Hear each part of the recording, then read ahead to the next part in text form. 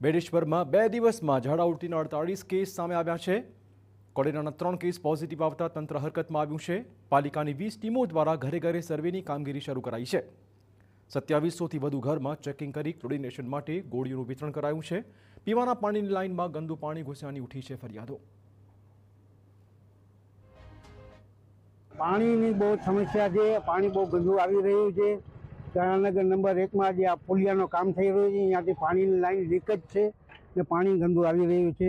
તો તમે આની કંઈ નિકાલ કરો। આ ગંદકી રોગચાળો ફેલાઈ રહ્યો છે, ઝાડા ઉલટી થઈ રહ્યા છે। પરિસ્થિતિ બહુ જ ખરાબ છે। 25થી 30 કેસ થયા છે જામનગર નંબર 1 વોર્ડમાં। સ્થાનિકોનો આરોપ છે કે પાણીની લાઇનમાં ગટરનું ગંદુ પાણી ભળવાના કારણે રોગચાળો વકર્યો છે। મોટી સંખ્યામાં ઝાડા ઉલટીની ફરિયાદો સાથે દર્દીઓ જીડી હોસ્પિટલમાં પહોંચતા દોડધામ મચી હતી। બીજી બાજુ હવે વધતા કેસો વચ્ચે તંત્ર પણ હરકતમાં આવ્યું છે। ઘરે ઘરે સર્વે ઉપરાંત સોલિડ વેસ્ટ ભૂગર્ભ ગટર શાખાએ ખાસ સાફ સફાઈ પર ધ્યાન કેન્દ્રિત કર્યું છે, તો વોટરવર્ક્સ શાખા દ્વારા પણ પાઇપલાઇન ચેકિંગ શરૂ કરીને લીકેજ શોધી તેના સમારકામની પ્રક્રિયા શરૂ કરાઈ છે।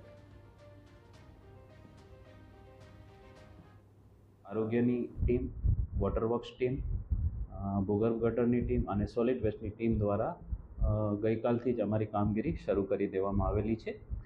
આ અંતર્ગત આરોગ્યની 20 ટીમો બનાવેલી છે અને એ લોકો ઘરે ઘરે જઈ અને 2700 જેટલા ઘરોનું સર્વે કરી લીધું છે અને એની અંદર ક્લોરીન ટેબ્લેટ અને ખાસ કરીને કોઈને સામાન્ય તકલીફ હોય તો એના માટે અમે સ્થળ ઉપર જ ઓપીડીની વ્યવસ્થા પણ કરવામાં આવેલી છે।